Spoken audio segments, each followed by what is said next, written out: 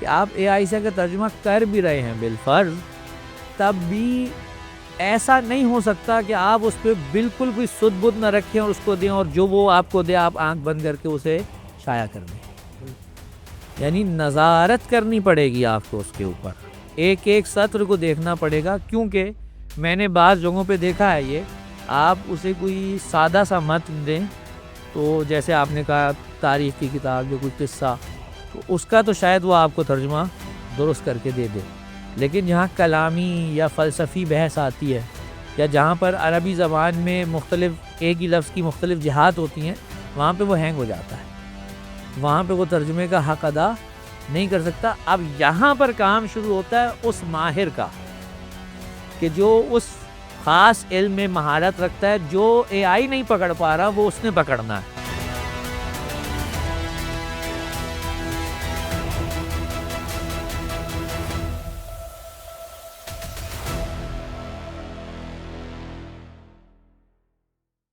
السلام علیکم. تحفہ علی علیہ الصلوۃ والسلام. دوستوں، میں ہوں فرقان حیدری اور آپ دیکھ رہے ہیں ایک اور ایپیسوڈ لکھیا حدیث کا. ٹرانسلیشنز، کتابوں کا ترجمہ. یہ ایک ایسی فیلڈ ہے جو ہمارے بر صغیر میں بالخصوص بہت رائج ہے. ہمارے ہاں جو علوم اہل بیت پہنچے ہیں، جو فقہ کی کتابیں پہنچی ہیں، یا جو عقائد کی کتابیں پہنچی ہیں، جو تاریخ کی کتابیں پہنچی ہیں، وہ سارے اسی ایک شعبے کی مرہون منت ہیں. ظاہر ہے ہمارے یہاں کے لوگ عربی فارسی سے واقف نہیں ہیں، تو جو یہ پڑھ سکے وہ تراجم ہی پڑھ سکے. یہاں تک کہ جو ہمارے مدارس تھے، مدارس میں بھی جب آغاز میں جب بچے پڑھنے گئے، بالخصوص ہمارے جو دینی مدارس ہیں، وہاں پر انہوں نے ٹرانسلیشنز کو ہی ترجیح دی جب تک بچے عربی فارسی میں اتنا فلوئنٹ نہ ہو جائیں. لیکن حال ہی میں اس فیلڈ سے بہت مایوس ہوں. میں اس شعبے کو ڈیڈ سمجھتا ہوں. I think it's a dead field. میں کیوں یہ سمجھتا ہوں؟ یہ سارے تحفظات میں اپنے مہمان کے سامنے رکھوں گا. اور یہ ایک ایسا موضوع ہے کہ ظاہر ہے میری اپنی فیلڈ ہے. میں 15 سال سے کتابوں کے ترجمے میں ہوں، اور میں نے تقریباً 80-90 سے زیادہ کتابیں بھی چھپوائی ہیں ترجمہ کروا کر. اور میں خود بھی اس پر گھنٹوں بات کر سکتا ہوں، لیکن میری بات کون سنے گا؟ اس لیے بہتر ہے کہ ایکسپرٹ سے بات کی جائے. اور یہ ایکسپرٹ وہ ہیں جو میرے نزدیک اس پر اتھارٹی ہیں، کیونکہ 2018 سے لے کر 2022 تک ہم نے ان کی تقریباً 35 سے زیادہ کتابیں ترجمہ کروائی ہیں، اور اس پر ڈسکشن بھی ہوگی، پوڈ کاسٹ میں آپ سنیں گے بھی.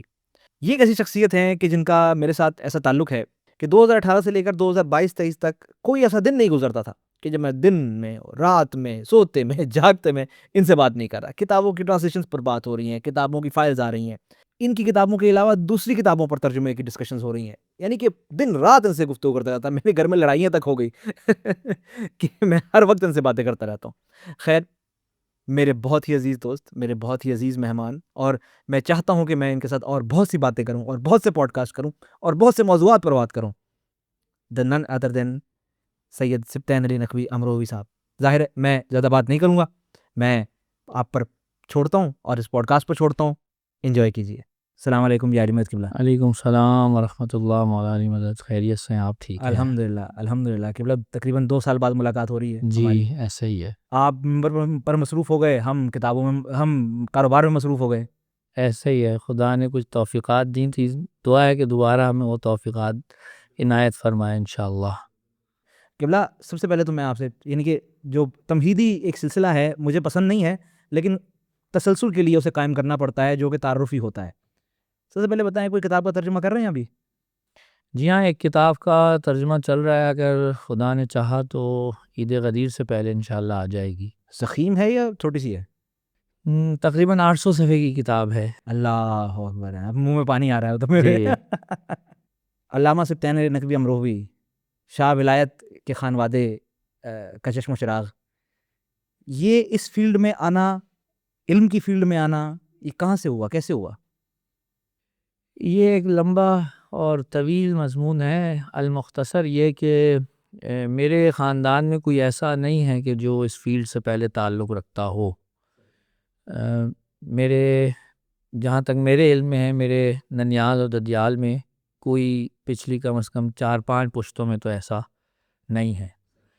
لیکن ہوا یہ کہ آہستہ آہستہ ہمیں بچپن سے چونکہ عادت بن گئی، یا کہیے کہ یہ سعادت مل گئی تقاریر کرنے کی، اور یہ تقاریر جو پہلے اسکول کی اور کالج کی سطح پہ تھیں، وہ پھر اپنا رخ بدلتے ہوئے نکل پڑیں مجالس کی طرف.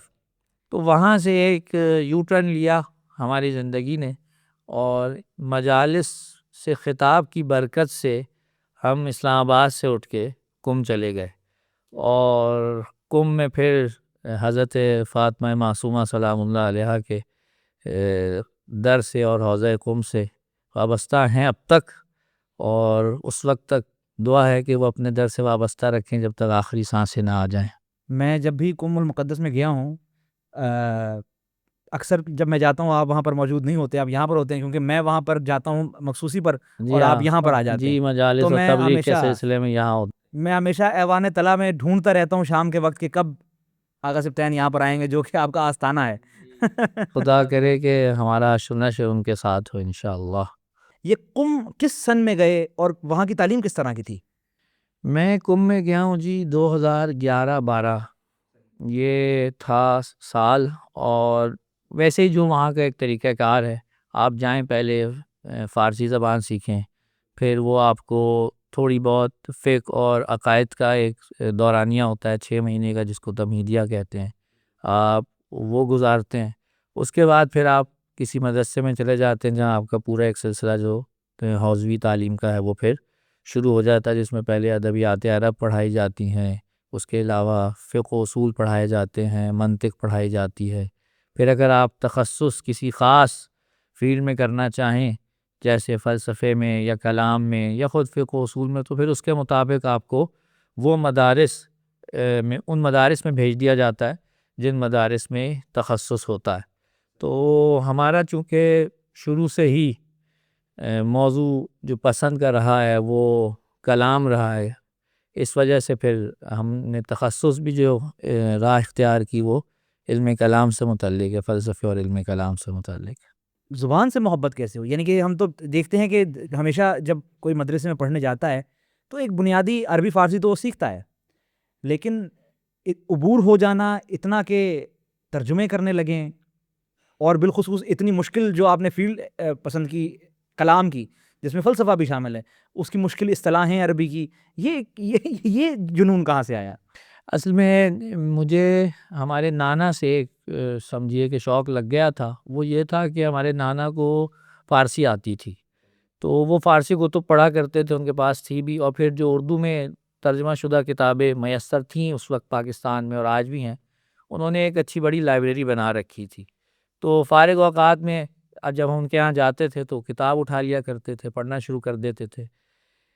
کچھ عرصے تو یہ سلسلہ جاری رہا، لیکن پھر آہستہ آہستہ معلوم ہوا کہ جو ترجمہ ہوتا ہے اس کے اندر مترجم یا تو اپنے نظریات داخل کرتا ہے، اور یا یہ ہوتا ہے کہ اصل مطلب جو ہے اس کا حق نہیں ادا کیا گیا ہوتا۔ تو اور یہ بات یہ نہیں کہ میں نے خود محسوس کی، بلکہ کئی ایسے کہ جو صاحبان نظر تھے اس حوالے سے، ان سے جب ملاقات ہوئی، جب ان سے بات ہوئی، تو یہ چیز معلوم ہوئی کہ جناب کتابوں میں تصرف کیا گیا ہے۔ اس وجہ سے یہ ایک ٹھانی تھی کہ اگر کبھی یہ سعادت حاصل ہوئی کہ ہم حوضے جائیں اور عربی یا فارسی سے روشناس ہو جائیں، تو کوئی کام کر پائیں یا نہ کر پائیں، یہ ضرور کریں گے کہ اپنی بساط کے مطابق جو علوم محمد والے محمد دوسری زبانوں میں ہیں، انہیں ہم اردو کے کالم میں ڈھال کے قارئین کی خدمت میں پیش کریں، تاکہ انہیں معلوم ہو کہ کس طریقے سے جو تراجم ہیں، سارے نہیں لیکن کئی ایک تراجم اور بڑی ایک حد تک ایسے تراجم کہ جن کے اندر وہ چیز جو ہونی چاہیے، جیسے حق ادا ہونا چاہیے، وہ نہیں ہو رہا ہے۔ آپ کہہ رہے ہیں کہ آپ 2011 میں حوزے میں آپ نے داخلہ جی لیا ہے، ہمارا 2018 میں ہمارا تعلق قائم ہوا ہے، جی، تب آپ تقریباً 15 کتابوں کا ترجمہ آلریڈی کر چکے تھے۔ شاید اس سے بھی زیادہ۔ 6 سال کے یا 7 سال کے عرصے میں زبان پر عبور ہو جانا، اصطلاحات کو سمجھ لینا مشکل، یعنی کہ فلسفے کی اور کلام کی مشکل اصطلاحات کو سمجھ لینا، پھر اس کے بعد اس کو اردو میں ترجمہ، یعنی اور ساتھ 15 کتابوں کا ترجمہ بھی کر لینا، اتنا یعنی کس طرح آپ مدرسے میں اچھے اسٹوڈنٹ تھے اور اتنا وقت کہاں سے نکل جاتا تھا؟ وقت کے حوالے سے ہم نے کچھ ایسے طے کیا ہوا تھا کہ رات میں ہم نے گھنٹہ 1.5 گھنٹہ مختص کر دیا تھا اس کام کے لیے۔ شادی ہو گئی تھی تب تک؟ میری شادی بس سمجھیے کہ 2017 میں ہوئی ہے، تو اس 17-18 میں. لیے اتنا کام ہو گیا. تو لیکن خدا کا شکر ہے اس کے بعد بھی توفیق شامل حال رہی، لیکن وقت چونکہ مختص تھا اس وجہ سے تعطل نہیں آیا، سوائے اس کے جو محرم کے ایام تھے اس میں چونکہ تبلیغات میں مصروف ہو جاتے تھے مجالس میں، تو وہ ایک الگ سلسلہ تعطل کا شکار ہوتا تھا، ورنہ روزانہ رات کو گھنٹہ 1.5 گھنٹہ میں اس ترجمے کو دیتا تھا. اور اس کا ثمر یہ تھا کہ 2018 میں جب آپ لوگوں کا مجھ سے رابطہ ہوا، احمد بھائی اور آپ کا اور سبیل سکینہ کے توسط سے سارے معاملات ہوئے، تو میرے پاس ایک کافی ذخیرہ موجود تھا جو میں نے دیا. اور اس کے بعد بعض لوگوں میں یہ بھی چہم گوئیاں ہوئیں کہ معلوم ہوتا ہے کہ سبطین صاحب کسی اور سے ترجمہ کرواتے ہیں اور اپنے نام سے دھڑلے سے جو ہے اسے شائع کروا دیتے ہیں. لیکن خدا کا شکر ہے کہ اس وقت AI کا زمانہ نہیں تھا کہ مجھ پہ یہ ٹھپا لگتا کہ جناب انہوں نے یا اس سے مدد لی ہے یا کسی اور سے ترجمہ کروایا ہے. بہرحال یہ شاید پہلی دفعہ ہوگا کہ جو میں کسی کے سامنے ایسے بات کر رہا ہوں اس حوالے سے کہ یہ تراجم جو ہیں وہ ایک وقت میں نہیں ہوئے، ان کے پیچھے کافی راتوں کی محنت تھی جو جمع ہوتے رہے. کیونکہ میرا ایک ہمیشہ سے دماغ میں یہ بات تھی، کبھی کبھی ہوتا تھا جب میں دیکھتا تھا بھئی اب 6-7 کتابیں ترجمہ ہو گئی ہیں لیکن چھپی نہیں ہیں، تو ایک دفعہ خیال آتا تھا کہ بھئی جو کی ہیں وہی نہیں چھپیں تو آگے کام کرنے کی ابھی کیا ضرورت ہے، یہ چھپ جائیں تو پھر آگے چلیں گے. لیکن پھر ایک آواز دل سے آتی تھی کہ تم اپنا کام کیے جاؤ، انشاءاللہ کوئی نہ کوئی مددگار ہاتھ انشاءاللہ نصیب ہو جائے گا. میں نے تو آغا جی یہ بھی دیکھا ہے کہ جو آپ کہہ رہے ہیں کہ محرم کے جو 2 ماہ ہیں اس میں تعطل کا شکار ہو جاتا تھا یہ سلسلہ، لیکن اس سے جو 1 ماہ پہلا ہے یعنی ذی قعدہ اور ذی الحج میں آپ جتنی محنت کیا کرتے تھے، آپ نے زیادہ وقت دیا ہے ترجموں کو، میں نے دیکھا ہے. اور ہماری کافی ہم کو ڈانٹ بھی پڑتی تھی کہ میں اتنی محنت کر رہا ہوں تم لوگ کیا کر رہے ہو. جی اس کی وجہ یہی ہوتی تھی کہ عام طور پہ ہمارے ہاں چونکہ ماحول محرم و سفر میں بالخصوص خطبہ جدید کتابوں کی طرف ذرا ان دنوں میں زیادہ رجوع کرتے ہیں، تو کوشش یہ ہوتی تھی کہ چلیں محرم سے پہلے جدید کتابیں جتنی آ سکتی ہیں وہ آ جائیں، تو وہ آخری زور اور دھکا جو تھا وہ اس میں لگ جایا کرتا تھا. پھر میں آپ سے آج جو بیٹھ کر گفتگو کر رہا ہوں، کیونکہ جیسے میں نے انٹرو میں بھی کہا ہے کہ میرے نزدیک آپ اتھارٹی ہیں، ایک تو میرے سامنے کی بات ہے، میرا آپ سے تعلق اتنا گہرا ہے اور آپ کا پورا پروسیس میری آنکھوں دیکھا ہوا ہے. آپ جس طرح آپ نے ترجمہ کیا ہے لمحہ بلمحہ، جیسے میں نے پہلے بھی کہا ہے کہ ہمارا تو روزانہ کے بیسس پہ ہماری گفتگو ہوتی تھی، تو آپ نے جتنا ترجمہ آپ کر لیتے تھے ہم آپس میں ڈسکس بھی کر لیتے تھے، اس کی تمام تکنیکیات سے میں واقف ہوں جس طرح آپ کا ترجمہ کرنے کا سٹائل ہے. لیکن جو چیزیں کچھ میں واقف نہیں ہوں کیونکہ اس وقت ہم جو ہے وہ بہاؤ میں بہے ہوئے تھے، ہم سب جنونی تھے. آپ نے جن کتابوں کے ترجمے انتخاب کیا ہے، بہت ایک وسیع تعداد ہے ان کتابوں کی اور سب کے مختلف موضوعات ہیں. کچھ جو ہیں وہ بین الفرق رد و شبہات کے ہیں، فلسفے کی کتابیں بھی ہیں، مقاتل کی کتابیں بھی ہیں. مثال کے طور پر جس طرح علی الزبان علی حسین الزبان حسین، یا حدیث کی کتابیں، ان کو حدیث کی کتابوں میں بھی شمار کیا جا سکتا ہے. ترجمے کے لیے، کیونکہ آپ اتھارٹی ہیں میں آپ سے پوچھ رہا ہوں، ترجمے کے لیے کن کن چیزوں کی ضرورت ہے، یعنی کن علوم کی ضرورت ہے؟ مثال کے طور پر اب آپ کہہ رہے ہیں میں علم الکلام کا ماہر ہوں، لیکن ترجمے کے لیے علم الحدیث کا تو ہونا بہت ضروری ہے کہ انسان، جیسے آپ نے اب ہم نجی محفل میں بھی آپ بتا رہے تھے کہ جب تک آپ یہ نہیں جانتے کہ کس ڈائلیکٹ میں، کس وقت میں، کس مزاج میں بات ہوئی ہے، آپ اس کا ترجمہ نہیں کر سکتے. کہ کیا ضروری ہے یہ ترجمے کے لیے؟ ترجمے میں سب سے پہلے تو جن زبانوں میں آپ کام کرنا چاہ رہے ہیں، یعنی جس زبان سے ترجمہ ہو رہا ہے اور جس زبان میں ترجمہ ہو رہا ہے، ان دونوں سے واقفیت ضروری ہے. پھر ظاہر سی بات ہے کہ ان کے محاورے سے آپ روشناس ہوں. یہ نہ ہوں کہ آپ فارسی سے ترجمہ کر رہے ہوں یا عربی سے ترجمہ کر رہے ہوں لیکن عربی کے محاورے کا آپ اردو میں ترجمہ کر دیں اور وہ بالکل ہی اپنے معنی کھو بیٹھے جب اردو میں آئے. تو ایک تو یہ معاملہ ہے. دوسرا یہ کہ اس میں ایک چیز ذوق سے بھی متعلق ہے، یعنی اگر انسان کو ایک ذوق نہ ہو وہ بھی ادبیات کا، چونکہ میرا تعلق جیسا کہ آپ نے انٹرو میں بھی عرض کیا کہ میرا تعلق جو ہے وہ سادات امروہہ سے رہا ہے. تو ایک تو گھر میں ہمیں ہماری دادی اور نانی سے جو زبان ملی وہ بھی اپنا اثر چھوڑ گئی، اور پھر یہ کہ ایران جانے سے پہلے چونکہ اردو ادبیات میں ایم اے کیا تو وہ بھی ہماری مدد کو باہم پہنچا.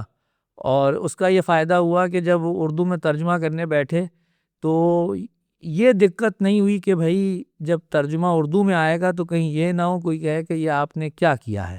اچھا یہ تو ادبیات کی بات ہے، میں یہ سوال آپ سے کرنے ہی والا تھا، اور یہ آپ کا خاصہ ہے، بلکہ جتنے مترجم میں نے ہمارا جو ایک پوری ٹیم تھی اس میں جتنے بھی مترجمین تھے، اس میں آپ کا یہ خاصہ رہا ہے کہ آپ زبان عربی فارسی پر بھی آپ کا عبور تھا، اور بالخصوص اردو ادب پر بھی آپ کی نظر تھی، اور بڑی شدید ہے آپ کی اردو ادب پر نظر، اور بڑے شدید ہیں آپ اگر ترجمہ غلط ہو جاتا ہے، ہم نے دیکھا ہوا ہے۔ لیکن جو علم الاصول ہے، جو دینی علوم ہیں، ان میں کتنی مہارت ہونی چاہیے انسان؟ دیکھیں علم کلام کا جیسے میں نے عرض کیا، کلام کا معاملہ یہ ہے کہ باقی جتنے بھی علوم ہیں ان کا کہیں نہ کہیں کوئی نہ کوئی کلام سے تعلق ہے۔ یعنی کلام میں آپ کو عقلی روش بھی چاہیے اور نقلی روش بھی چاہیے۔ آپ نے عقل کی بنا پہ بھی دلائل قائم کرنے ہیں، اور قرآن و حدیث کی ساتھ بھی آپ نے اپنا رشتہ جو ہے وہ جوڑے رکھنا ہے۔ تو یہ ایک ایسا علم ہے جو عقلی نقلی دونوں کو ساتھ لے کے چلتا ہے۔ جب آپ عقلی بات کرتے ہیں تو اس میں منطق فلسفہ خود بخود داخل ہو جاتا ہے۔ جب آپ نقلی بات کرتے ہیں تو ایک طرف تفسیر آ جاتی ہے، دوسری طرف حدیث آ جاتی ہے۔ حدیث میں بات کریں تو حدیث میں علوم حدیث سے آپ کو متعلق ہونا پڑتا ہے۔ تو میں یہ سمجھتا ہوں کہ علم کلام ایک ایسا علم ہے کہ اس کے لیے آپ کو باقی تمام علوم میں سے کچھ نہ کچھ چکھنا پڑتا ہے۔ یعنی آپ کو علم حدیث کے ساتھ ساتھ علم تاریخ سے بھی واقفیت ہونی چاہیے، آپ کو علوم حدیث میں رجال اور درایت سے بھی کوئی واقفیت، کوئی سدھ بدھ اس کی ہونی چاہیے۔ تو یہ ساری چیزیں جب ایک ساتھ ملتی ہیں، اسی طرح علم اصول ہو گیا، یا فقہ میں جیسے ہمارے کچھ ایسے مسائل ہیں کہ جو مسلمانوں کے دیگر فرقوں سے ہمارے یہاں مختلف ہیں، یا ہم ان میں فقہ اہل بیت پہ عمل کرتے ہیں اور وہ اپنے فقہ خلفاء کے عنوان سے حوالے سے چلتے ہیں، تو اس میں یہ دیکھنا پڑتا ہے کہ ہمارے ہاں کیا اصول مرتب کیے گئے ہیں فقہ کے اندر۔ تو یہ سمجھ لیجئے جب تک یہ پوری چیز جامع آپ کے ہاتھ میں نہیں آتی تو آپ ترجمہ کرتے ہوئے ہو سکتا ہے کہ ایک عام آدمی جو صرف زبان جانتا ہو، وہ جب ترجمہ کرنے بیٹھے تو اس میں صرف اس کی یہ خواہش ہوگی کہ جو یہاں لکھا ہوا ہے بس میں اس کو اردو میں ترجمہ کر دوں، لیکن جو ان چیزوں سے چاہے واجبی سی ہی واقفیت رکھتا ہو، جب وہ کرنے بیٹھے گا تو اس کی خواہش ہوگی کہ میں صرف ترجمہ نہ کروں بلکہ جو مفہوم پچھلی زبان کے متن میں موجود ہے اس کو کسی طریقے سے میں اپنے قاری کے سامنے نقل کرنے میں کامیاب ہو جاؤں۔ اگر میں غازی یہ کہوں تو مبالغہ نہ ہوگا، کیونکہ میرے سامنے آپ کا بھی پورا لائن آف ورک ہے، اور پاکستان کے سارے مترجمین کا لائن آف ورک ہے، میں کمپیریزن نہیں کرتا، لیکن جو باتیں آپ بتا رہے ہیں، جتنا بھی ہمارا ترجمے کا سلسلہ ہے، مجھے دور حاضر میں یہ تمام خوبیاں صرف آپ میں نظر آتی ہیں، اس لیے میں نے پہلے کہا ہے کہ آپ اتھارٹی ہیں۔ بہرحال یہاں میں روک کے آپ کو ایک جملہ ضرور کہوں گا کہ یہ آپ کا حسن ظن ہے، بہرحال میں اس قابل تو نہیں ہوں کہ میں اپنے آپ کو یا کوئی مجھے کہے کہ میں اتھارٹی ہوں، لیکن ہاں یہ ضرور ہے کہ کوشش اپنی طرف سے مکمل کرتے ہیں کہ اگر ترجمہ کرنے بیٹھیں تو حق ادا کرنے کی کوشش کی جائے، گو کہ نہیں ہو سکتا کیونکہ ترجمہ کرنا بہت مشکل کام ہے، اس عنوان سے کہ یہ جو نظریہ پایا جاتا ہے میرے حساب سے درست بھی ہے۔ ہمارے استاد ہم سے ایک بات کہا کرتے تھے کہ کسی زبان سے کسی مطلب کو دوسری زبان میں منتقل کرنا یہ بالکل ایسے ہے کہ کوئی آپ کو ایک عطر کی شیشی دے اور آپ سے کہے کہ آپ نے وہ ساری خوشبو جو اس شیشی میں ہے ایک دوسری شیشی میں منتقل کرنی ہے، اور وہ طریقہ کار جب جیسا بھی اپنا لیا جائے ہوتا یہ کہ کچھ اسی شیشی میں رہ جاتی ہے، کچھ ہوا میں تحلیل ہو جاتی ہے، اور کچھ وہاں منتقل ہوتی ہے، کچھ آپ کے ہاتھوں پہ لگ جاتی ہے۔ تو ادھر بھی یہی معاملہ ہے کہ آپ جتنی بھی کوشش کریں بہرحال مکمل طور پہ متن کو شاید پچھلی زبان سے اگلی زبان میں منتقل نہ کر سکیں، لیکن ہاں جس حد تک ہو سکتا ہے انسان کوشش کر سکتا ہے۔ اسی لیے قرآن مجید کے تراجم میں ہمیں یہ دیکھنے کو ملتا ہے کہ جب قرآن کا ترجمہ ہوتا ہے، اور بعض لوگوں کا یہ کہنا بالکل درست ہے کہ قرآن کی تفسیر کرنا آسان ہے، ترجمہ مشکل ہے۔ کیا بات ہے! کیونکہ تفسیر میں آپ کے پاس جگہ زیادہ، کینوس بڑا ہے، ترجمے میں آپ نے بالکل اس آیت کے نیچے ایک عبارت لکھنی ہے، اب اس مفہوم کو آپ نے یہاں منتقل کرنا ہے، یہ بہت سخت کام ہے۔ اسی طریقے سے جو بعض لوگوں کا کہنا ہے کہ قرآن مجید کا ترجمے کا حق ادا ہو ہی نہیں سکتا، یہ بھی بالکل درست بات ہے، کیونکہ بعض چیزیں ایسی ہیں کہ جو شاید محاورے کی حد تک ہماری نگاہ سے اوجھل رہ جائیں، بعض ایسی ہیں شاید ادبیات کی وجہ سے اوجھل رہ جائیں، یا بعض ایسی ہیں کہ جو حقیقت کتاب کی وجہ سے ہم سے اوجھل رہ جائیں. بالکل جیسے علوم خفیہ میں کئی باتیں جو ہیں جی قرآن سے ایسے ہی ہے. لہٰذا ہمارے سامنے ہے کہ ہر کوئی اپنے مشرب کے تحت قرآن کی تفسیر اس کا ترجمہ کرتا ہے.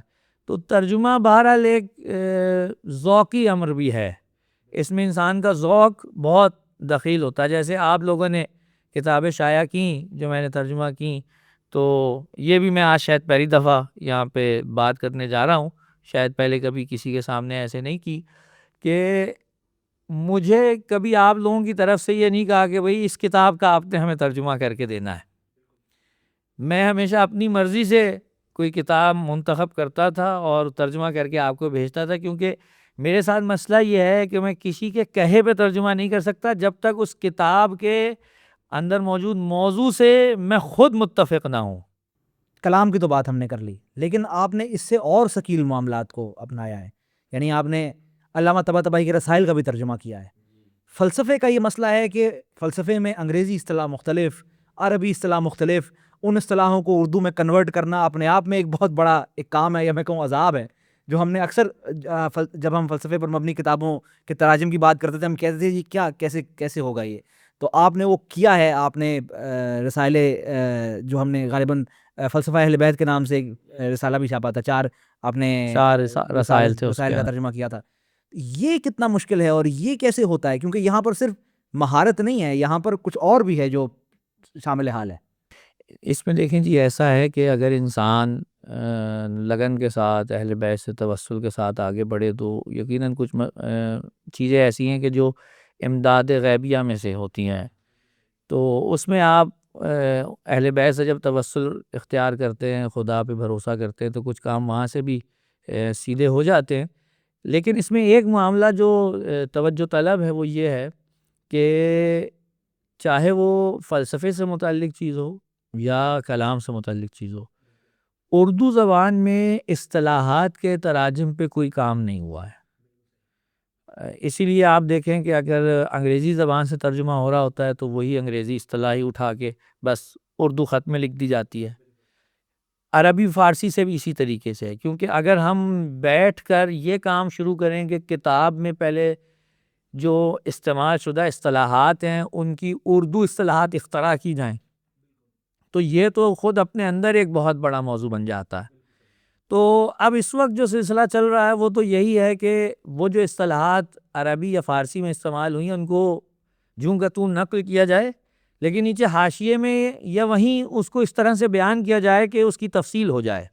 جس طرح آپ نے برہان صادقین اور برہان حرکت جوہری اور جو کتاب تھی وہ آپ نے ترجمہ کی، اور وہ اپنے آپ میں جو پڑھنے والا ہوتا ہے وہ اس کو مقدمے میں آپ نے بتا دیا کہ برہان صادقین کیا ہے اور برہان حرکت جوہری کیا ہے. ہم نے ایک اور چیز بھی، یعنی آؤٹ آف ایکسپیرینس، یعنی کہ جو میں اور آپ یہاں پر بیٹھے ہیں جو باتیں ہو رہی ہیں آؤٹ آف ایکسپیرینس ہو رہی ہیں. ہم نے دیکھا ہے کہ ہمارے ہاں ترجمے کا ایک اور روش بھی ہے کہ جس طرح پہلے بھی عرض کیا ہے کہ مفہوم کو لے لیا جاتا ہے، عبارت کو چھوڑ دیا جاتا ہے. اور اگر مفہوم جو ہے، مثال کے طور پر اگر مفہوم ایک پیراگراف پر مبنی ہے تو عبارت جو ہے وہ اس کو ایک جملے میں بند کر کے کہہ دیا اور آگے نکل گئی. یعنی کہ جو کتاب 1000 صفحے پر مشتمل تھی وہ 200 پہ رہ گئے. اسے عام طور پر آزاد ترجمہ کہا جاتا ہے. میں نے عرض کیا ذوق پہ ہے، روشیں مختلف ہیں. عین ممکن ہے کہ ایک مترجم اپنے لیے اس کو حق سمجھتا ہو کہ یہ میرا حق ہے کہ میں پڑھوں، اپنے دماغ میں مفہوم بٹھاؤں اور پھر اس کو نقل کروں. یہ یہیں پہ نہیں ہے، فقط یہیں پہ نہیں ہے، احادیث میں بھی ایسا ہوا ہے. راوی جب ائمہ سے یا رسول سے نقل کرتے تھے تو سارے راوی ایسے نہیں تھے جو نقل بالالفاظ کرتے ہوں، کئی ایسے تھے جو نقل بالمعنی کرتے تھے. یعنی سنا پیغمبر سے، دماغ میں کچھ مفہوم رہ گیا، الفاظ سارے محفوظ نہ رہے، انہوں نے اس مفہوم کو اپنے الفاظ میں ادا کرنے کی کوشش کی. یہی وجہ ہے کہ وہ ثقلین اور خلیفتین کا مسئلہ بنا ہے. شاید پیغمبر نے دونوں لفظ استعمال کیے ہوں، لیکن اس سے ہٹ کے بھی دیگر احادیث مثلا فقہی احادیث میں زیادہ ہمیں یہ مشکل دکھائی دیتی ہے کہ 4-5 افراد بیٹھے تھے، سب نے امام سے ایک ہی چیز سنی، لیکن جب مقام بیان میں آئے تو کوئی کسی طرح سے نقل کر رہا ہے، کوئی کسی طریقے سے نقل کر رہا ہے. اب مشکل یہ پیدا ہوئی کہ ان میں سے اگر 2 یا 3 ایک ہی طرح سے نقل کریں تو ہمیں یہ سمجھ میں آئے گا کہ بھائی درست ہے کہ یہ الفاظ امام سے آئے ہیں. لیکن اگر سارے ہی الگ الگ نقل کر رہے ہیں تو پھر مشکل یہ پیدا ہوتی ہے کہ شاید ان ساروں نے ہی بالمعنی نقل کیا ہے، الفاظ کے ساتھ معصوم کے نقل نہیں کیا. وہاں پر پھر ہمارے لیے جب تفسیر و تشریح میں بیٹھتے ہیں تو مشکل ہو جاتی ہے. اب جب آپ ترجمے کی فیلڈ کی طرف آئیں اور آپ یہ دیکھیں کہ کچھ حضرات ہیں کہ جو اس طریقے سے ترجمہ کرتے ہیں، ہو سکتا ہے وہ بڑے ہی پاک و صاف نیت کے ساتھ، خلوص کے ساتھ یہ کام کر رہے ہوں، لیکن مشکل یہ ہوتی ہے کہ جب وہ اردو میں آئے گا، پیچھے وہ جو 5 سطور میں لکھا گیا، جب وہ اردو میں 1 یا 1.5 یا 2 سطروں میں آئے گا تو جو اردو میں پڑھنے والا ہے وہ صرف مفہوم لے رہا ہے. عین ممکن ہے کہ آپ یہ سمجھے ہوں کہ میں نے مفہوم ادا کر دیا، جبکہ حقیقت میں مفہوم ادا نہ ہوا ہو. بس صحیح بات ہے، یعنی کہ یہ ظروف پر بھی تو ہے نا. جی ہاں، وہ مفہوم آپ کے ظرف کے مطابق آپ نے سمجھا یا علم کے مطابق سمجھا ہے. تو اب ہوا یا ہو سکتا ہے کہ انسان کے اوپر اس کے اپنے پرانے نظریات بھی غالب رہے ہوں اس ترجمے کو کرنے میں، یہ بھی ایک مشکل آ سکتی ہے.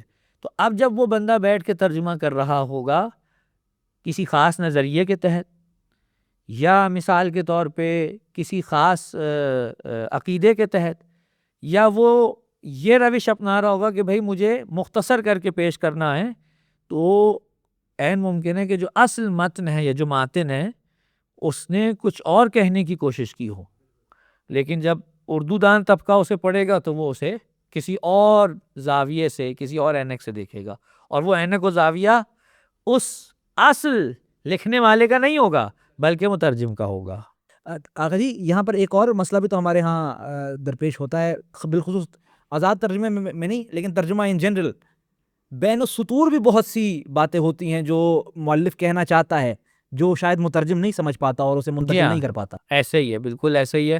بالخصوص جہاں متن عرفانی ہو تو وہاں ایسی چیزیں بہت سی دیکھنے کو ملتی ہیں کہ جو اگر کوئی ان نظریات سے واقف ہے جو مؤلف کے ہیں تو وہ تو شاید ان سے واقف ہو جائے، لیکن ایک آدمی اگر اس کو صرف یہ کہا گیا کہ آپ نے اس کا ترجمہ کرنا ہے تو وہ ظاہر عبارت کا ترجمہ کر رہا ہے، لیکن پیچھے ان اصطلاحات میں یا ان معانی میں جو بیان ہو رہا ہے مؤلف کی طرف سے یا اس عارف کی طرف سے، شاید وہ اسے منتقل نہ کر پا رہا ہو. یعنی میں یہ آپ کی پوری بات سے سمجھ سکا ہوں کہ ایک ترجمہ کرنے کے لیے کتنے ہی کرائٹیریا پر انسان کو پورا اترنا ہے. انسان کو ادب پر بھی عبور ہونا چاہیے، زبان پر، محاورے پر، پھر ان علوم پر، ان زبانوں پر عبور ہونا چاہیے.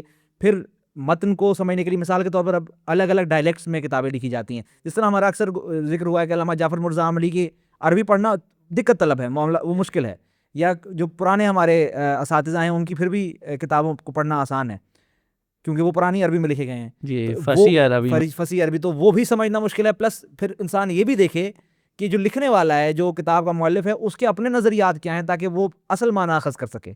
اہم بات یہی ہے کہ اگر آپ مؤلف کے نظریات سے ایک واجبی سی بھی واقفیت رکھتے ہوں تو ترجمہ کرنے میں بہت آسانی ہو جاتی ہے.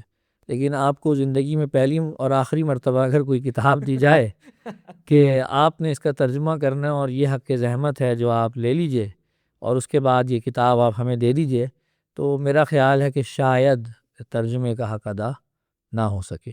اگر آپ کے ساتھ کبھی ایسا ہوا کبھی زندگی میں کہ کسی نے آپ کو کتاب منتخب کر کے دی، عموماً میں نے دیکھا ہے کہ آپ منع کر دیتے ہیں، لیکن کیا کبھی اگر آپ کی پسند کی نہ ہو تو کبھی ایکسیپٹ کریں گے؟ نہیں، میں نہیں کرتا، تاحال تو نہیں کی.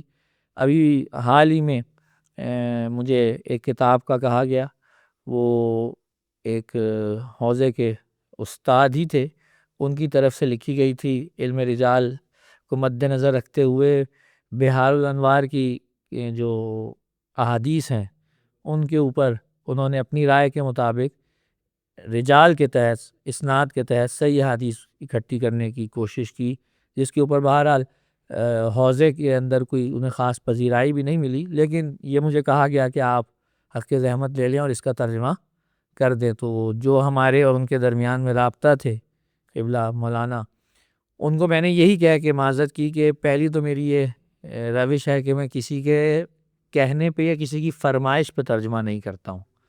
دوسری بات یہ ہے کہ اگر میں اس کتاب میں موجود اکثر نظریوں سے خود ہی، جس کو کہنا چاہیے کہ ان کا میں قائل نہ ہوں یا میں ان کو خود تسلیم نہ کرتا ہوں، تو میں ایسی کتاب کی طرف نہیں جاتا۔ اور آپ جو لوگ میرے تراجم پڑھ چکے ہیں وہ یہ جانتے ہوں گے کہ اگر کہیں بیچ میں بھی ایسی چیز آ جائے کہ جو مجھے لگتا ہے کہ میرے اپنے نظریے سے ٹکرا رہی ہے یا مکتب امامیہ کے نظریے کے کچھ مخالف جا رہی ہے، تو میری یہ کبھی روش نہیں رہی کہ میں اس کو وہاں سے حذف کر دوں۔ میں ہمیشہ اسے نقل کرتا ہوں لیکن نیچے اپنا حاشیہ لگاتا ہوں کہ بھائی یہ چیز اس وجہ سے قابل قبول نہیں ہے، کہ بعد میں کبھی کوئی یہ نہ کہے کہ سبطین صاحب نے اس کا ترجمہ کیا تھا تو شاید ان کا بھی یہی نظریہ ہو۔ اور میں نے تو یہ دیکھا ہے کہ اس معاملے میں بھی آپ بہت شدید ہیں، کیونکہ آپ نے چھوٹے سے چھوٹے معاملات جو کہ یوں ہی ہماری تواریخ کی کتابوں میں لوگ کہہ کے گزر جاتے ہیں، آپ نے ان میں بھی بڑے سخت اور شدید حاشیے لگائے ہیں۔ مثال کے طور پر الزہرا جو ہے سید عبدالرزاق مکرم کی، آپ نے اس میں بھی حاشیے لگائے ہیں۔ جی میں نے اس پہ بھی 2-4 جگہ پہ حاشیے لگائے ہیں، جیسے حسین الزبان حسین ہے، اس میں جو آتش امام حسین کے حوالے سے 2-4 روایات نقل ہوئی ہیں، چونکہ وہ معاملات جو تھے مجھے معلوم تھا کہ ایک تو ہمارے بر صغیر کے معاشرے کے اندر انہیں کس نظر سے دیکھا جاتا ہے، اوپر سے خود میرے لیے وہ روایات بھی قابل قبول نہیں تھیں، لہٰذا میں نے وہیں پہ اس کے اوپر تقریباً شاید 1.5 سے 2 صفحے کا حاشیہ لگایا۔ اسی طریقے سے مثلاً بعض جگہوں پہ جیسے نقل ہو جاتا ہے کہ خلیفہ ثالث کے جب گھر پہ حملہ ہوا تو اہل سنت کی بعض روایات میں ہے کہ امام حسن اور حسین علیہ السلام کو امیر المومنین علیہ السلام نے کہا کہ جائیے اور جا کر ان کا دفاع کیجئے۔ تو میں نے جو کچھ کتابیں ترجمہ کی ان میں یہ روایت جو ہے وہ نقل ہوئی، لیکن چونکہ سندن بھی معاملات اس کے ضعیف ہیں اور ویسے بھی وہ قابل قبول نہیں ہے، لہٰذا ان پہ بھی میں نے تقریباً 2 سے 3 صفحے کا وہاں پر حاشیہ لگایا۔ مطلب یہ چند مثالیں، اس طرح کی بہت سے مثالیں ہیں جو دی جا سکتی ہیں۔ تو میں یہ سمجھتا ہوں کہ امانت داری کا تقاضا یہ ہے کہ جو کچھ کتاب کے مؤلف نے لکھا ہے آپ اس کا جوں کا توں ترجمہ کیجئے، اور اگر آپ کو اس کے کسی نظریے سے اختلاف ہے یا ادھر نقل ہونے والی روایت کی صحت اور سند پہ آپ کا کوئی اعتراض ہے تو آپ اسے حاشیے میں بیان کریں، تاکہ امانت داری کے تقاضے بھی پورے ہو سکیں اور جو آپ کے دینی اور اعتقادی تقاضے ہیں وہ بھی پورے ہو سکیں۔ جی ایک بڑا حساس نقطہ یہاں پر میرے سامنے ہے، بہت حساس ہے، کیونکہ میں خود اسے محسوس کرتا ہوں، جو مترجمین میرے احباب میں ہیں، جس طرح اس میں سر فہرست آپ ہیں۔ مؤلف بارہا مؤلف ہے، مترجم بارہا مترجم ہے، یعنی کہ مترجم کو کبھی وہ شناسائی، کبھی وہ پذیرائی نہیں ملتی جو مؤلف کو ملتی ہے، اور اگر اس کے الٹ ہو تو تمام کی تمام جو کرٹیسزم ہے وہ مترجم کے سر پر آتا ہے۔ جی ہاں، تو ایسی صورتحال میں اکثر لوگ کہتے ہیں کہ اس سے بہتر ہے ہم خود کتاب کہہ لیتے ہیں، تو ترجمہ کرنے کا پھر کیا وہ ہوا؟ میں اس کو اس نظر سے دیکھتا ہوں کہ 2 چیزیں ہیں۔ ایک کتاب ہے جو دینی طور پر کوئی خاص حیثیت رکھتی ہے، مثال کے طور پہ جیسے ہمارے لیے کتب اربع ہیں، وہ ہمارے لیے چونکہ مکتب اہل بیت کی اساس شمار ہوتی ہیں، لہٰذا ان کے ترجمے کے اندر جو چیز ہم دیکھیں گے وہ یہ ہے کہ یہ مؤلف کی وجہ سے ترجمہ نہیں ہو رہی ہیں، بلکہ مؤلف نے جن حضرات کے اقوال اس میں قلم بند کیے ہیں یہ ان کی وجہ سے ترجمہ ہو رہی ہیں۔ یعنی ہمیں اس وقت شیخ کلینی سے یا شیخ صدوق سے یا مثلا شیخ طوسی سے سروکار نہیں ہے، ہمیں فی الوقت ان کتابوں میں جو سروکار ہے وہ ائمہ اہل بیت کے ان علوم اور ان احادیث و فرامین سے ہے جو انہوں نے نقل کی ہیں، گو کہ ان کے نقل کرنے میں ان تینوں شخصیات کی جو توثیق ہے، جو ان کی صداقت ہے وہ شامل ہے۔ لیکن ابھی ترجمہ جو ہم کر رہے ہیں وہ اس لیے نہیں کر رہے کہ شیخ کلینی نے یہ لکھا ہے، بلکہ ہم یہ اس لیے ترجمہ کر رہے ہیں کہ شیخ کلینی نے ائمہ معصومین علیہ السلام کی احادیث کو قلم بند کیا۔ تو اس کا معاملہ تو یقیناً وہ نہیں رہتا کہ آپ کہیں کہ بھئی ہم خود سے کچھ کر لیں۔ آپ حدیث کیسے خود سے کچھ کر سکتے ہیں؟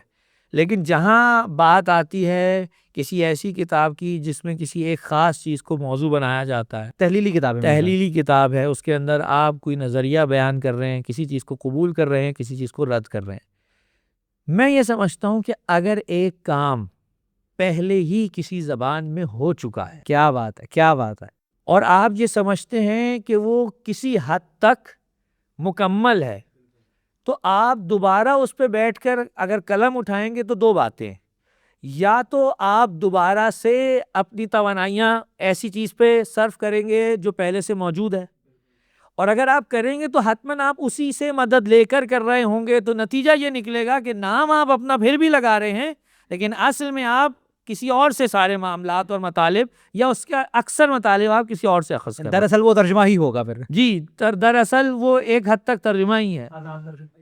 تو اس میں بہتر پھر یہی ہے کہ انسان جو ہے اگر کام ہو چکا ہے تو پچھلی جو کتاب لکھی جا چکی ہے اس کا ترجمہ کر دے امانت داری کے ساتھ، اور اگر کوئی ایسا موضوع ہے جس پہ آپ سمجھتے ہیں کہ کام نہیں ہوا یا آپ واقعاً اس قابل ہیں، آپ میں قابلیت ہے کہ آپ اس کے اوپر اپنے نظریات پیش کر سکتے ہیں، اگر دینی معاملہ ہے تو اس کے اوپر قرآن و حدیث اور عقل کے ذریعے سے استدلال قائم کر سکتے ہیں، تو راہ کھلی ہوئی ہے۔ نئی جہت سے اگر آپ بات کرنے کے اہل ہیں تو آپ کر لیجئے۔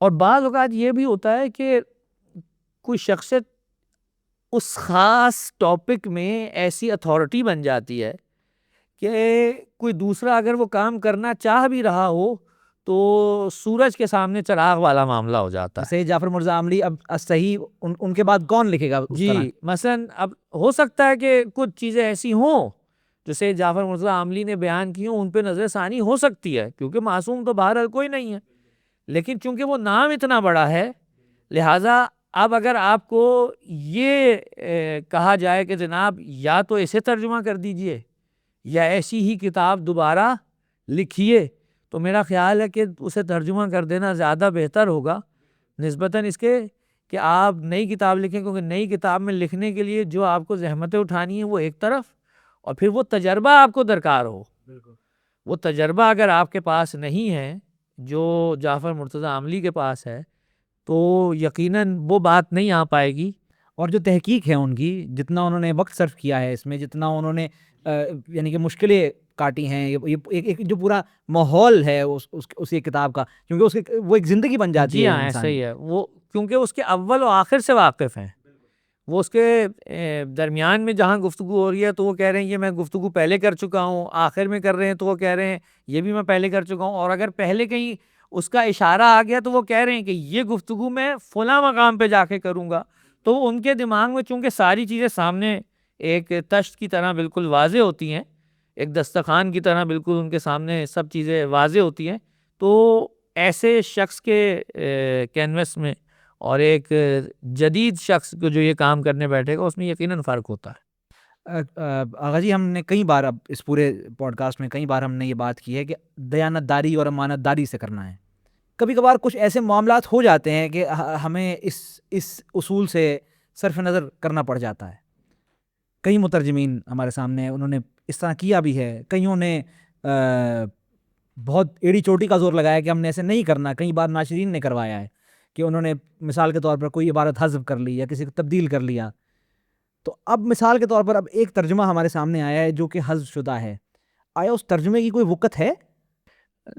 میرے خیال سے وقت تو ہوگی، یہ نہیں کہا جا سکتا کہ بالکل ہی صفر ہے، لیکن ہاں عین ممکن ہے کہ اس کتاب سے آپ مؤلف کے نظریے کو اخذ کرنا چاہ رہے ہوں، لیکن جو اردو میں اسے پڑھے گا وہ یہ نہیں کر پائے گا۔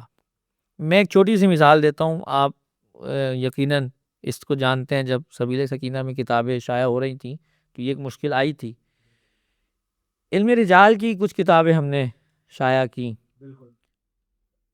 ان میں ایک مسئلہ یہ آیا کہ جو راوی تھے اصل کتاب میں ان کے نام کے جو ان کے سرخیاں تھیں، جو ہیڈنگز تھیں، ان میں نہ کہیں رضی اللہ تعالی عنہ تھا، نہ عنہا تھا، نہ رحمہ اللہ تھا، لیکن جب تائب ہوئیں آئیں یا مترجم کی طرف سے یا یہ کہ جنہوں نے تصحیح کی تھی ان کی طرف سے، ان تمام راویوں کے ساتھ ترزی یا ترحم کے جملے نقل ہو گئے. اب نتیجہ یہ ہوا کہ یہ کام مؤلف نے نہیں کیا.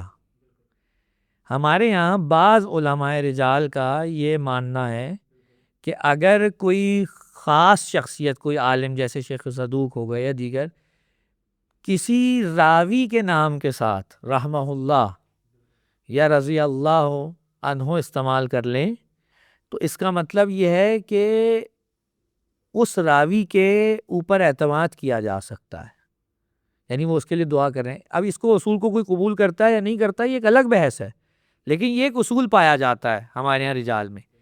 اب آپ نے مثال کے طور پہ رجال کشی یا مثال کے طور پہ دیگر کوئی رجال کی کتاب ہے، اس میں کسی راوی کا نام لکھا ہے اور اس کے نام کے آگے آپ نے خود سے ترزی یا ترحم کے جملے استعمال کر دیے. اب جس نے یہ اصول پڑھ رکھا ہے یا سن رکھا ہے اور وہ اصل کتاب کو نہیں دیکھ رہا ہے، آپ کے ترجمے کو دیکھ رہا ہے، تو وہ تو یہ دیکھ کے سمجھے گا کہ اچھا ایک راوی کے نام کے ساتھ بار بار فلاں شخص نے جو اتنا بڑا عالم رجال تھا اس نے ترزی یا ترحم کے جملے استعمال کیے. اس کا مطلب ہے اس کے جو حالات ہیں اس کے اوپر ہم اعتماد کر سکتے ہیں. یہ ایک ایسی غلطی ہے کہ جو بعد میں جا کے نہیں معلوم کتنی مشکلات کھڑی کر سکتی ہے. اس طرح کی اور ہزاروں باتیں ہیں کہ جن کو ڈسکس کیا جا سکتا. تو نتیجہ یہ نکلتا ہے کہ جب آپ اپنی طرف سے کسی چیز کا اضافہ کرتے ہیں اور ان دقتوں کو آپ پس پش ڈال دیتے ہیں تو پھر وہ حق ادا نہیں ہو پاتا اس متن کا کہ جو ہونا چاہیے. آقا جی کتاب کا ترجمہ جو ہے وہ اپنے آپ میں بہت سے مسائل لے کر آتا ہے. میں آپ کو مثال کے طور پر بتاتا ہوں. اس کتاب کی اصل حالت میں اس کو رکھنا، اس کو خوبصورت بھی کرنا، اس کے اندر کوشش ہو اگر ممکن ہو تو کچھ اضافہ بھی کرنا کہ وہ اور حسین ہو جائے. میں تحریری اعتبار سے کہہ رہا ہوں، میں کوئی پرنٹنگ کے اعتبار سے نہیں کہہ رہا. یہ ایک ذہنی بوجھ ہے، یعنی نفسیاتی سوال کر رہا ہوں میں آپ سے. یہ ایک ذہنی بوجھ ہے جو کہ مترجم کو جسے گزرنا پڑتا ہے، اور آپ بارہا اس ذہنی بوجھ سے گزرے ہیں کیونکہ میں نے آپ کی حالتیں دیکھی ہیں کئی ایسی کتابوں میں جب آپ کی حالت جو ہے وہ دیکھی نہیں جاتی تھی کیونکہ آپ اس زون میں ہوتے تھے، اس ماحول میں ہوتے تھے. یہ اس بوجھ سے کیسے اس کو ہینڈل کیا جاتا ہے؟ انسان کو اگر لگن ہو جائے نا کسی چیز کے ساتھ، اس کا ایک تعلق بہت قوی ہو جائے اور اس کا ہم و غم وہ ہو جائے تو وہ ان چیزوں کو برداشت کر لیتا ہے. بلکہ میرا خیال ہے کہ وہ ان کو برداشت نہیں کر رہا ہوتا، وہ ان سے لطف لے رہا ہوتا. کیا بات ہے! یعنی ایک ایسا مقام آ جاتا ہے اس پر کہ جب وہ کہیں بات کو پھنساتا ہے اور اس کو حل کرتا ہے تو شاید بڑے بڑے بزنس مین اور کاروباری حضرات کو بڑی بڑی کاروباری ڈیل کرنے کے بعد اتنی خوشی نصیب نہیں ہوتی جتنا اسے وہ گتھی سلجھانے میں شاید ہو جاتی ہے. کیا بات ہے! یعنی کہ وہ جو ایک تحقیق کا ایک جو سفر ہوتا ہے جس میں انسان ہر لمحے کو جی بھی رہا ہوتا ہے اور اس کا مزہ بھی لے رہا ہوتا ہے، وہ مترجم پر بھی وہی گزرتی ہے. ادھر دو چیزیں ہیں نا جی. ایک جو عام رائج طریقہ ہے وہ یہ ہے کہ کوئی ترجمہ کر رہا ہے کسی مالی منفعت کی لالچ میں، تو اس کے لیے تو یقینی طور پہ وہی ہے جو آپ کہہ رہے ہیں، ذہنی دباؤ بھی ہے، وہ سب کچھ ہے. لیکن ایک شخص ہے جو اپنے ذوق کے تحت، اپنے شوق کی وجہ سے یا اپنے علمی سفر کو آگے بڑھانے کی نیت سے اس کام کو کر رہا ہے، تو وہ چونکہ میرے حساب سے زاویہ بدل جاتا ہے، لہٰذا اس چیز کا اثر بھی جو ہے وہ تبدیل ہو جاتا ہے. اچھا ایک چھوٹا سا سوال ہے میرا. جی ہم ایک سیگمنٹ ہے جو کہ بہت اہم ہے، اس سے پہلے ایک چھوٹا سا سوال ہے. کیا مترجم کو صاحب رائے ہونا چاہیے یا من و ان کتاب کا ترجمہ ایز اٹ از کر دینا چاہیے؟ نہیں، ترجمہ کرنا چاہیے، اور اگر کہیں پہ اس کو لگتا ہے کہ مجھے رائے دینی چاہیے تو ایسے جداگانہ انداز میں وہ رائے پیش کرے کہ مؤلف اور مترجم کی رائے بالکل الگ الگ معلوم ہو سکیں کہ وہ یہاں پر مؤلف کیا کہنا چاہ رہا ہے اور یہاں پہ مترجم نے اپنی کیا رائے دی ہے. کہ زبان کی تبدیلی جو ہے وہ اپنے ساتھ کئی مسائل بھی لے کر آتی ہے. کہ اگر مثال کے طور پر ایک کتاب تھی عربی میں، ترجمہ ہوا اس کا فارسی میں، اب اس کا فارسی سے ترجمہ ہو گیا اردو میں، اب وہ اردو سے ترجمہ ہو رہی ہے انگریزی میں. تو یہ جو تسلسل ہے یہ اس میں انسان کو مثال کے طور پر اگر میں ایک کتاب کا ترجمہ کر رہا ہوں آلریڈی عربی سے فارسی ہوئی ہے, مجھے فارسی آتی ہے, مجھے عربی نہیں آتی, کیا مجھے اس میں کوئی ہاتھ صاف کرنے کی ضرورت ہے, یا میں کہوں کہ نہیں مجھے عربی نہیں آتی, اصل کتاب مجھے نہیں پتا, میں اس کو نہیں پڑھ سکتا, تو میں ترجمہ نہیں کر رہا؟ اصل تو یہی ہے کہ اسی زبان سے ترجمہ ہو جو اس کی اصل کی زبان ہے. ہماری کتب احادیث کے اندر بھی شاید یہ چیز دیکھنے کو آپ کو مل جائے کہ کچھ کتابیں ایسی ہیں جو عربی سے فارسی میں ترجمہ ہوئیں اور پھر فارسی سے انہیں اردو میں ترجمہ کیا گیا. تو یہ یوں ہے جیسے پل در پل آپ قائم کرتے چلے جا رہے ہیں. جتنے پل بڑھیں گے اتنا اصل مقصد سے آپ کا فاصلہ زیادہ ہو جائے گا. جو مین اس کا نیوکلیس تھا وہ کم سے کم ہوتا چلا جائے گا. چلا جائے گا کیونکہ عربی زبان کا محاورہ پہلے گیا فارسی میں, اس میں فارسی زبان نے اپنے انداز سے تصرف کیا, پھر اب فارسی زبان کے محاورے کو آپ ڈھالیں گے اردو میں تو اردو نے اپنے حساب سے تصرف کیا. اب اگر اس اردو محاورے کو آپ اٹھا کے دوبارہ عربی کے ساتھ میچ کرنے کی کوشش کریں گے تو کئی مقامات پہ آپ کو فرق دکھائی دے گا, کیونکہ بیچ میں جو منزلیں ہیں وہ زیادہ ہو گئی ہیں.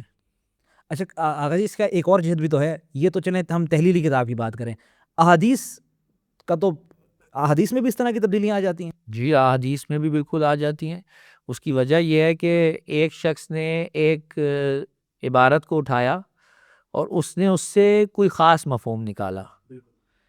عین ممکن ہے کہ یہ اس وقت اس مترجم کی سوچ ہو, اصل متن میں یا تو یہ نہ ہو یا اصل متن میں ہمیں دونوں معنی ملتے ہوں, یعنی ایک یہ زاویہ بھی ہو اور ایک اور زاویہ بھی ہو. مثال کے طور پر جیسے ہمارے یہاں نماز جمعہ کو لے کے احادیث کے اندر ایک اختلاف پایا جاتا ہے کہ یہاں جب کہا گیا ہے امام, اگر امام نہ ہو تو جمعہ نہیں ہے, تو یہاں ایک سوال یہ پیدا ہو گیا کہ یہاں امام سے مراد پیش امام یا پیش نماز ہے, یا یہاں امام سے مراد مثال کے طور پہ امام معصوم ہے, حجت خدا ہے. تو اب ان دونوں معنوں میں سے آپ جس معنوں کو بھی لیں گے نتیجہ بہت فرق کر جائے گا.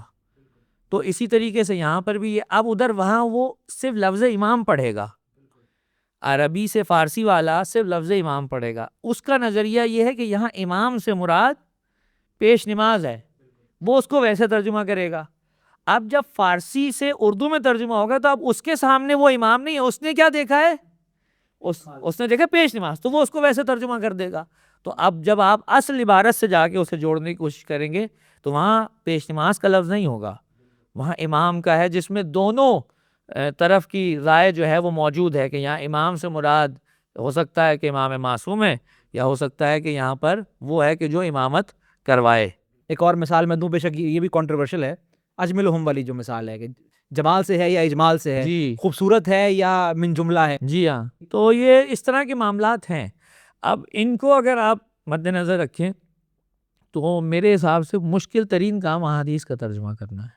اور یہی میں نے آگے آپ سے میرا سوال آنے والا ہے کہ ہم کو جو سب سے زیادہ دقت ہے اب وہ اسی پر ہے, کیونکہ آپ تو وقت سے بچ گئے, اب ہم تو نہیں بچ رہے, کیونکہ جو ناشرین ہیں وہ کیسے بچیں گے. ہمارے ساتھ حال ہی میں ایک ایسا معاملہ ہوا ہے بہت شدید, کیونکہ اب ہم اس بارے میں ڈسکس نہیں کرتے تو میں آپ کو بتا نہیں سکا کہ ایک شخص نے پوری کی پوری کتاب اے آئی سے ترجمہ کی ہے, اور وہ پوری کی پوری کتاب پرنٹ ہونے کے بعد اسے دوبارہ سے ہم کو بگوانا پڑ گیا, کیونکہ ہمیں نہیں پتا تھا کہ وہ اے آئی سے ترجمہ ہوئی ہے.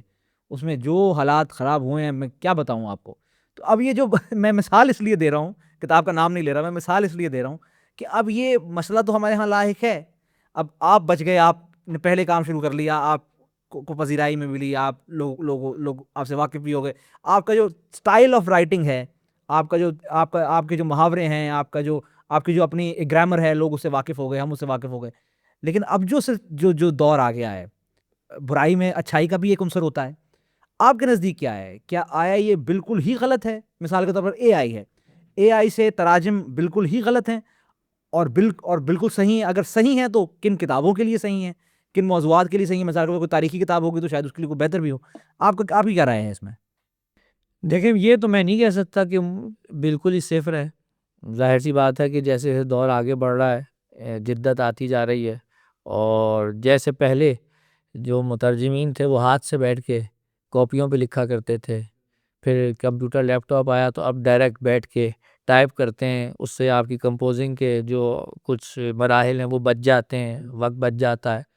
تو میرے خیال سے اسی تسلسل میں شاید یہ اے آئی بھی آپ کاؤنٹ کر سکتے ہیں اس کو. لیکن یہ بات طے ہے کہ اے آئی تاحال تو یہ ہے، اب اس سے آگے اگر یہ کوئی بہتر لیٹسٹ ورژن آ جائے یا کچھ اس میں بہتری آ جائے تو اس کے حوالے سے کچھ نہیں کہا جا سکتا.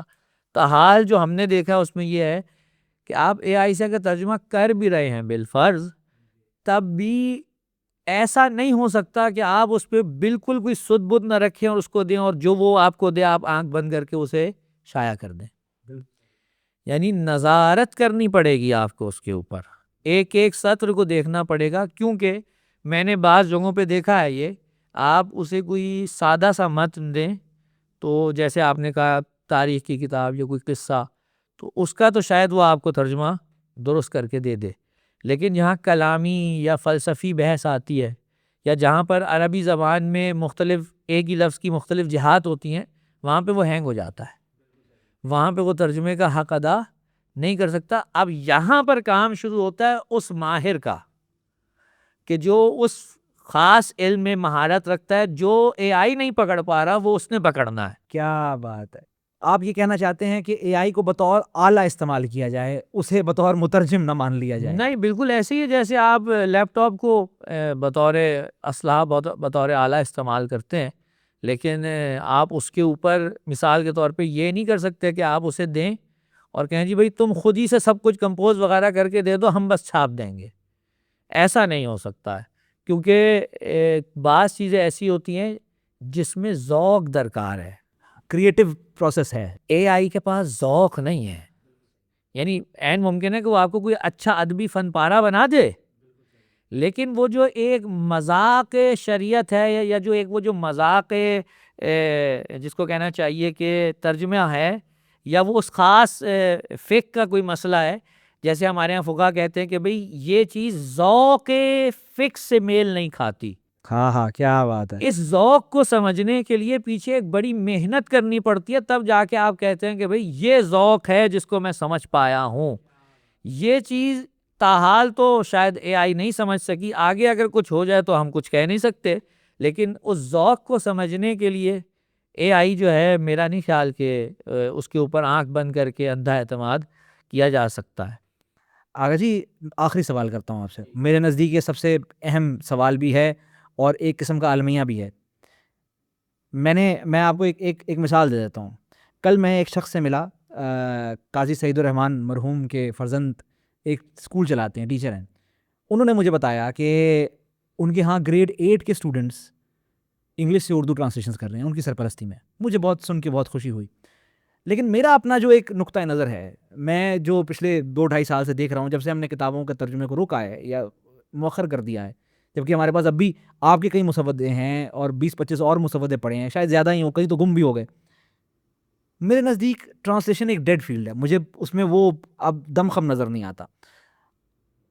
وجہ یہ نہیں کہ ضرورت نہیں ہے، ضرورت تو ہے، لیکن جو مشکلات اس کے لیے لاحق ہو گئی ہیں وہ بہت زیادہ ہو گئی ہیں.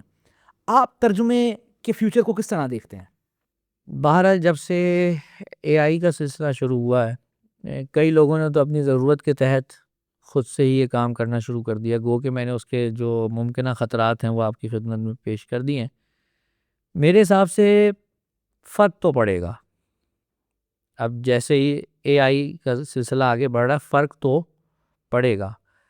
لیکن وہ افراد جو اب بھی یہ چاہتے ہیں کہ ہمیں کسی مستند قلم سے بات پڑھنے کو ملے، شاید وہ ابھی بھی رجوع کریں انہی حضرات کی طرف جن کے قلم سے وہ ترجمے پڑھنے کے عادی رہے ہیں. لیکن قبلہ آپ یہ شاید کہہ رہے ہیں، کیا آپ کو نظر آ رہا ہے یہ؟ دیکھیں مستقبل میں کیا ہونے والا ہے کیا نہیں، یہ تو حتمی تو کوئی بھی کچھ نہیں کہہ سکتا، لیکن ہاں فرق تو پڑے گا، یہ بات تو طے ہے. اب جیسے پاکستان کے آپ ماحول کی بات کریں، میرا خیال ہے کہ ایک کرمٹ زمانے نے لی ہے، اور وہ کرمٹ اس عنوان سے ہے کہ ایک زمانہ تھا کہ ہمارے ہاں مناظراتی کتب کا بہت ایک سلسلہ تھا، پھر بیچ میں وہ تھم گیا کچھ حکومتی پابندیوں کی وجہ سے. تقریباً 3 دہائیوں جی ہاں، اور کچھ مزاج کی تبدیلی کی وجہ سے بعض جگہوں پہ تو یہ ہوا کہ پہلے ہم دوسروں سے جن مسائل میں الجھتے تھے پھر ہم خود ہی آپس میں ان مسائل میں الجھ گئے، تو ایک زمانہ آیا کہ معارف کی طرف زیادہ رخ ہو گیا کہ اس پہ توجہ دی جائے، لیکن اب پھر وہ ایک منازعاتی زمانہ اس میڈیا کی وجہ سے، سوشل میڈیا کی وجہ سے ہم دیکھتے ہیں کہ وہ دوبارہ سے ابھر رہا ہے، لوگ اس طرح کی کتب کی طرف دوبارہ رجوع کر رہے ہیں۔ تو اے آئی جیسے آ گیا مثال کے طور پہ، اب آپ ہیں یا کوئی اور شخص ہے کہ جو بہت ہی زیادہ مطالعے کا شوقین ہے اور وہ کہتا ہے کہ بھائی یہ کتاب آ گئی ہے، میں شاید عربی فارسی میں پڑھ کے مکمل نہ سمجھ سکوں، تو اے آئی میری مدد کو آ جائے، وہ بیٹھ کے پوری کتاب کو اس میں ڈال کے اس کا ترجمہ کر کے پڑھ کے مفہوم اخذ کر لے۔ یہ ایک بڑا طویل سفر ہے، گو کہ اس نے اس کو 2 منٹ میں ترجمہ کر کے دینا، لیکن بہرحال زحمت تو ہے نا۔ اور ہمارے ہاں کئی حضرات ایسے ہیں، شاید 90% سے زیادہ، کہ جو یہ زحمت گوارا نہیں کریں گے، سست ہیں۔ جی ہاں، تو ان کو اگر یہ خبر مل جائے کہ بھائی فلاں کتاب اب بھی ترجمہ ہو کے آ گئی ہے اور مکمل طور پہ آپ کے ہاتھ میں وہ موجود ہے ایک جلد میں، تو وہ پھر بھی شاید اس کی طرف رجوع کر لیں، لیکن اے آئی کی طرف الگ سے بیٹھ کے پوری کتاب کا ترجمہ کر کے پڑھنے کے لیے کوئی ہمت نہیں کرے گا۔ تو میرا اس پہ یہ ماننا ہے کہ اب پچھلی جیسی طلب نہیں رہے گی تراجم کی، لیکن یہ بھی نہیں ہے کہ مکمل طور پہ یہ فیلڈ ڈیڈ ہو جائے، کچھ نہ کچھ سلسلہ جو ہے وہ چلتا رہے گا، الا یہ کہ کوئی ایک ایسی چیز سامنے آ جائے ہمارے کہ جس میں ہم پھر کوئی اور رائے قائم کریں۔ یہ تو آپ نے جو بتایا ہے یہ آپ نے عوام کا بتایا ہے، جو مطالعے کے شوقین ہیں، جو کتاب دوست ہیں، جو کتاب کو پڑھنا، پکڑنا، سونگھنا، سینے سے لگانا پسند کرتے ہیں۔ ہمارے لیے کیا حکم ہے جناب، ہم ناشرین کے لیے اور مترجمین کے لیے ہمارے لیے کیا حکم ہے؟ دیکھیں، میں جہاں تک ابھی پچھلی 2 دہائیوں کو پاکستان میں دیکھتا ہوں، اگر کوئی مجھے کہے کہ آپ ایسی 10 کتابیں جو مکتب تشیع کی طرف سے، یعنی میں دینی عنوان سے بات کرتا ہوں، لکھی گئی ہیں، اردو ہی زبان میں لکھی گئی ہیں مؤلفین کی طرف سے، آپ ان مؤلفین کے ناموں کے ساتھ ان کی وہ بہترین 10 کتابیں دکھائیں، میں نہیں پیش کر سکتا۔ بالکل صحیح۔ یا میرے کم علمی اس میں حائل ہے، یا یہ کہ ہے نہیں، یا تو تیسرا ہے کہ یہ کہ ہیں لیکن ایسی وہ مجہول القدر ہیں، وہ رائٹرز مجہول القدر ہیں کہ ہم جانتے نہیں جانتے ہیں۔ تو اب اس کے برعکس آپ آ جائیں، آپ کہیں کہ کوئی ایسی 10 کتابیں جو ترجمہ ہوئی ہوں اور اپنی زبانوں میں وہ مایہ ناز کتابیں ہوں وہ پیش کر دیں، تو میں یہ ہمت کر پاؤں گا، ہم تو 20 دکھا پائیں گے شاید۔ جی۔ تو اس سے فرق واضح ہو جاتا ہے کہ اگر آپ چاہتے ہیں کام آگے بڑھے تو یا تو آپ ایسے مؤلف پیدا کر لیں کہ جو یہ کام کر سکتے ہوں، اور اگر یہ نہیں ہو رہا تو وہی والی بات ہے کہ کچھ نہ ہونے سے کچھ ہونا بہتر ہے۔ یہ جو کتابیں شائع کرنے والے ہیں ہاتھ پہ ہاتھ رکھ کے بیٹھ جائیں گے تو کیا کریں گے؟ صحیح بات ہے۔ عوام کیا کرے گی؟ آپ نے اگر اپنی عوام کو لے کے چلنا، آپ اس کو اس طرح سے دیکھ لیں، ہمارے اہل سنت کے یہاں شاید ہی انہوں نے اپنی کوئی حدیث کی کتاب چھوڑی ہو اس کا ترجمہ نہ کر لیا ہو، اور آئے روز ان کے یہاں کوئی نہ کوئی نئی کتاب جو ہے وہ ترجمہ ہو کر آ رہی ہے۔ اور عجیب بات یہ ہے، کہتے ہوئے دکھ تو ہو رہا ہے، لیکن چلیں، ان کی کتابیں ترجمہ ہوتی ہیں تو اس کے اوپر 2-4 مفتیوں کی تقریریں بھی ہوں گی، اور کرنے والا بھی جو ہے وہ کہیں نہ کہیں سے فاضل کا کورس کیے ہوا ہوگا یا مفتی ہوگا، وہ ان کی وہ کتاب ترجمہ کر رہا ہوگا۔ لیکن جب ہم اپنی طرف رجوع کرتے ہیں تو ہمیں اس حوالے سے کافی مشکلات کا سامنا ہے، اور کافی مایوسی کا سامنا، مایوسی کا بھی سامنا ہے۔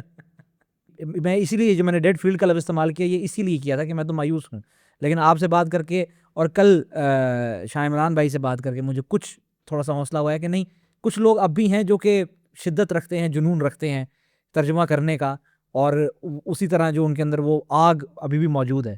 بہرحال ترجمے کے حوالے سے اب یہ میں ضرور کہوں گا کہ جیسا ماحول چل رہا ہو اس کو مد نظر رکھنا ضروری ہے.